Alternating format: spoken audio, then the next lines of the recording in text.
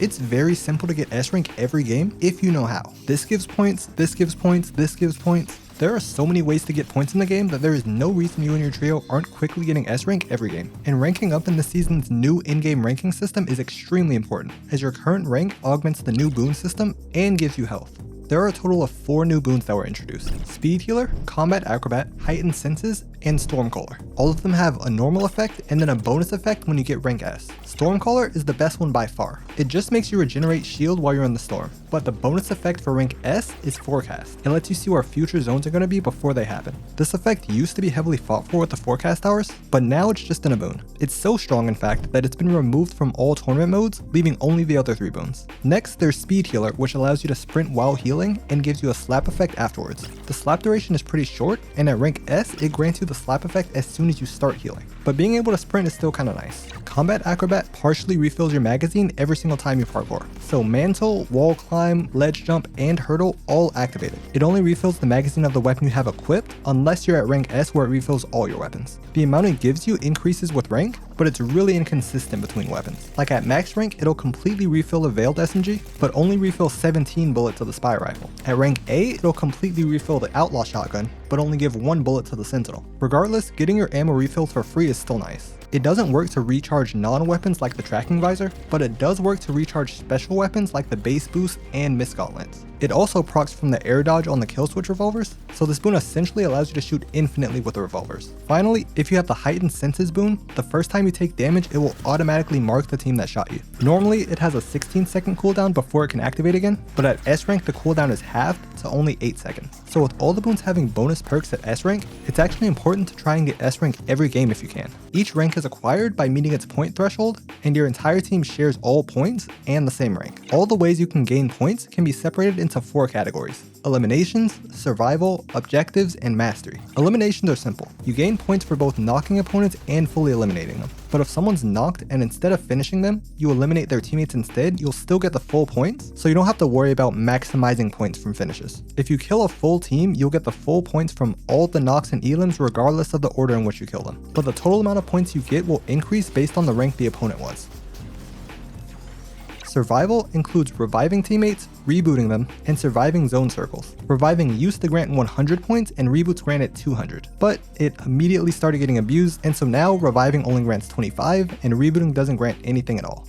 For storm circles, when first zone closes you get 100 points, then second zone you get 125, zone 3 150, 4 175, and then every zone after that gives 200. Now there are also a lot of objectives all around the map that can give a lot of points. Returning any sprite to a shrine gives 250. Killing any of the scout spires also gives 250. Opening the vault at the superhero academy also gives 250. Then there's Daigo at Demon's Domain that gives you 1000 points for eliminating him, and Core on the floating island that gives you 1500 for killing her. All of the other henchmen AI give 25 each, the big ones and the small ones. And Daigo also spawns spikes that give you 15 each. The last map objective is the Overlord Spires. Those are the big purple ones on the map, and they're very different from the smaller Scout Spires. First, the entire area around them is a 2x zone, so any eliminations on henchmen or players will be doubled if you're around them. The only points that aren't doubled are points from zone circles and item mastery, which we'll talk about later. These spires also have 3000 health instead of the 1100 scout spires have, and give an extra 50 points every single time you damage one. And damaging one just means dealing 1000 damage to it. So when you add up all the points from the usual 7 henchmen that spawn, damaging the spire, killing the spire, and the doubled multiplier, they give you 1050 points. The last and easiest way to gain points is through item mastery. Many of the new items this season will give you 250 points if you master them. How you master them is different for each item.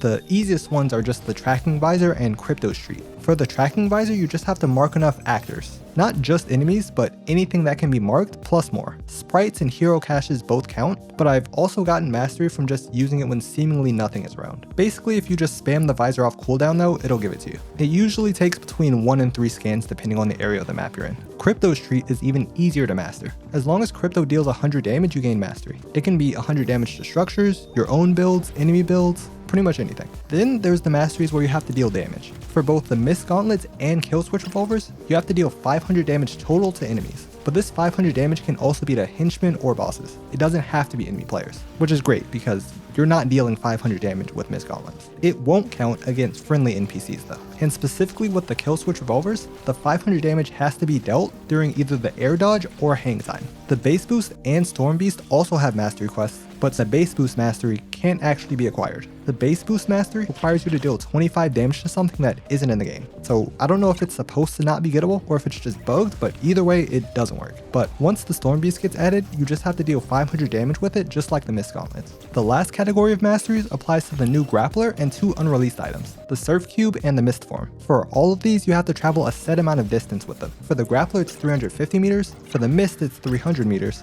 and for the surf cube, it's 1,000 meters. I don't know how the surf cube is going to work, but it sounds like some pretty strong mobility if its mastery quest is set at 1,000.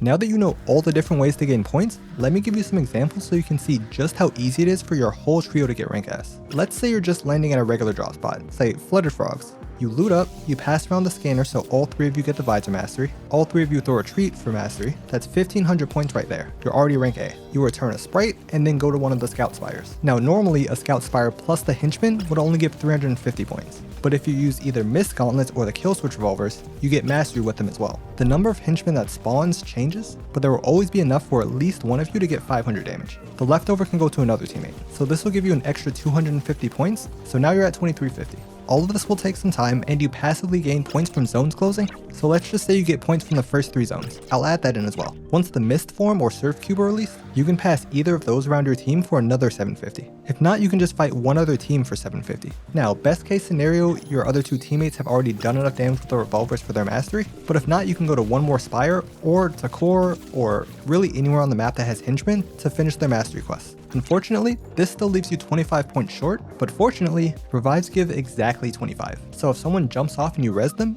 it will make you all rank S. And it won't cost you any heals either, because every time you rank up, you slowly gain some siphon health. At rank S, it's 75 HP, which is enough to fully heal whoever got rezzed. At rank B, it's 25, and at rank A, it's 50. So if you're unconned off spawn, you really only need to pop 1 mini and let your rank ups heal you the rest. But that's at a pretty average drop spot. If you land Demon's Domain or the Academy or an Overlord Spire spawns on your drop spot, you won't even have to find a Scout Spire or fight anyone. You'll have everything you need for rank S in your drop spot. Or if you find the Mist Form and Surf Cube, then those 2 plus the Visor and Treats get you straight to 3,000 points. Now, to be honest, in solos, it's a lot harder. The more players you have on your team, the more masteries you can farm, and the easier it is to rank up. I mean, in trios, finding a Visor and Crypto Treats gives you more points than landing Demon's Domain and killing Daigo. But in solos, finding a Visor and Treats gives less than half as many points as Daigo gives. So in solos, getting points from objectives is going to be far more important. Just farming masteries isn't going to be nearly enough for S rank, even considering the lower threshold to rank up. You still want to do the masteries as it'll easily get you to rank A, but if you want to make that jump to S, you're going to have to work for it.